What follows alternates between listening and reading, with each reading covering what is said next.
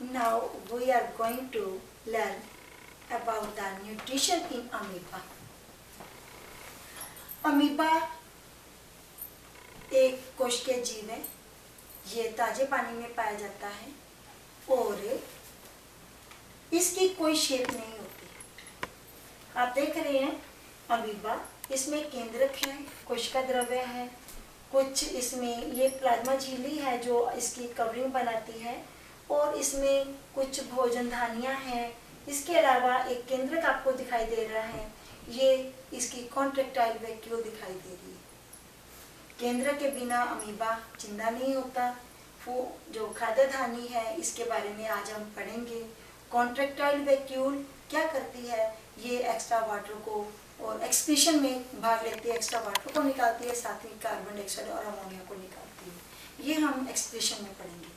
आज हम अमीबा क्या है इसके बारे में और इसकी आप स्नैप देख रहे हो और इसके न्यूट्रिशन के बारे में पढ़ेंगे।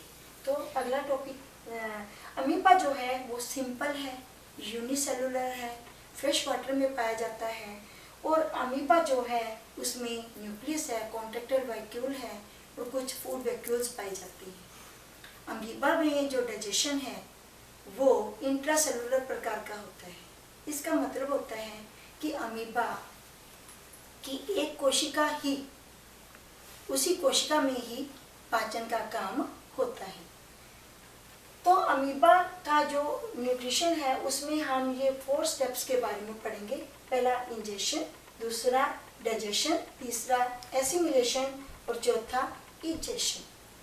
तो जो इंजेशन है उसे हम अंतर्ग्रहण कहते हैं, जो डाइजेशन है उसे पाचन कहते हैं, जो एसिमिलेशन है उसे स्वांगीकरण कहते हैं और जो इजेशन है उसे बहिक्षेपण कहते हैं। आइए सबसे पहले हम इंजेशन के बारे में पढ़ते हैं। इंजेशन होता कैसे है, अंतर्ग्रहण कैसे होता है? क्योंकि अमीबा एक कोशिकीय जीव है, इसमें कोई मुंह नहीं पाया जाता। तो जब भोजन अमीबा देखता है तो भोजन की ओर, क्योंकि अमीबा में भोजन को सेंस करने की पावर है, जब फूड पार्टिकल्स को देखता है, जिस तरफ फूड पार्टिकल पड़ा है उस तरफ अमीबा अपनी साइटोप्लाज्म के बने उभारों को बढ़ाना शुरू करता है। इसे हम नकली फीट कह सकते हैं, आभासी पाद कहते हैं, इसे सूडोपोडिया कहते हैं। ये फाल्स फीट जो है उसे हम सूडोपोडिया कहते हैं। सूडोपोडिया के द्वारा वो भोजन को ओवरलैप कर लेता है, तो इस प्रकार बनाना शुरू करता है। जब ये स्ट्रक्चर बनती है तो इसे हम फूड कप भी बोलते हैं। फूड कप के बाद ये भोजन जो है वो बंद होना शुरू होता है और धीरे धीरे वो फूड वैक्यूल में भोजन बंद हो जाता है। इसे खाद्य धानी कहते हैं। फूड वैक्यूल जो है वो अमीबा में पाई जाती है। मैं पिक्चर के द्वारा दिखाना चाहूँगी। तो फूड वैक्यूल ये है, तो फूड वैक्यूल में भोजन बंद हो गया। फूड वैक्यूल में पाचक रस पाए जाते हैं जिनके द्वारा भोजन का पाचन होता है। जो खोज हुई है उसमें पाया गया है कि अमीबा की फूड वैक्यूल में, अमीबा की खाद्य धानी में 2 प्रकार के पाचक रस नोट किए गए हैं। एक है अमाइलेज और दूसरा है प्रोटीनेज। तो इसका मतलब अमीबा में कार्बोहाइड्रेट और प्रोटीन का पाचन होता है, परंतु फैट का पाचन नहीं होता। जब भोजन का पाचन हो जाता है तो हम अपने तीसरे स्टेप्स की ओर बढ़ेंगे। तो ये फूड वैक्यूल्स दिखाई हुई है, ये फूड वैक्यूल है। जब पाचन हो जाता है, भोजन का लिक्विड फॉर्म में आ जाता है, तो जो कार्बोहाइड्रेट है, प्रोटीन है, सब कुछ लिक्विड फॉर्म में आ जाते हैं। तो यहाँ से डिफ्यूज होकर ये कोशिका द्रव्य में, साइटोप्लाज्म में मिल जाते हैं। तो हमारा तीसरा स्टेप शुरू होता है जिसे हम एसिमिलेशन कहते हैं। ये पचा हुआ भोजन तीसरे स्टेप में पिक्चर के द्वारा दोबारा से दिखाएंगे। हम उसी पिक्चर को लेके आएंगे, इसी पिक्चर को। तो एसिमिलेशन का मतलब होता है कि पचा हुआ भोजन जब कोशिका द्रव्य में आता है तो वो कोशिका द्रव्य का ही पार्ट बन जाता है, क्योंकि भोजन सजीव नहीं है, भोजन निर्जीव है। तो भोजन का निर्जीव रूप से सजीव का बनना एसिमिलेशन कहलाता है। जो कोशिका द्रव्य है वो सजीव है, भोजन निर्जीव है।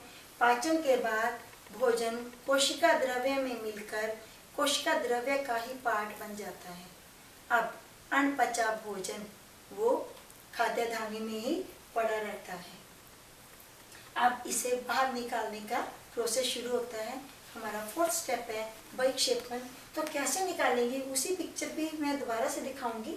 तो ये खाद्य धानी जैसे अमीबा में मुंह नहीं होता, ऐसे ही अमीबा में इस अनपचे भोजन को निकालने के लिए एनस भी नहीं होती।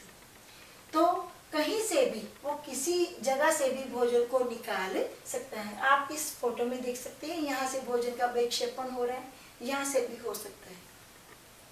किसी भी पार्ट से भोजन दानी को, जो अनपचा भोजन है, उसे बाहर निकाल दिया जाता है। अमीबा में एक समय में बहुत सारी खाद्य धानियाँ हो सकती हैं और एक ही समय में बहुत सारी खाद्य धानी में पाचन का काम भी चल रहा है और बहिक्षेपण का काम भी साथ साथ में चल रहा होता है। ये हमने पढ़ा अमीबा में पोषण। उम्मीद है आपको समझ आया होगा। इस टॉपिक से संबंधित कोई नोट्स, क्वेरीज या क्वेश्चंस के लिए you can log on my website, that is www.scienceeasylearning.wordpress.com. You can also like my Facebook page, that is KK Chauhan Vision. Thank you.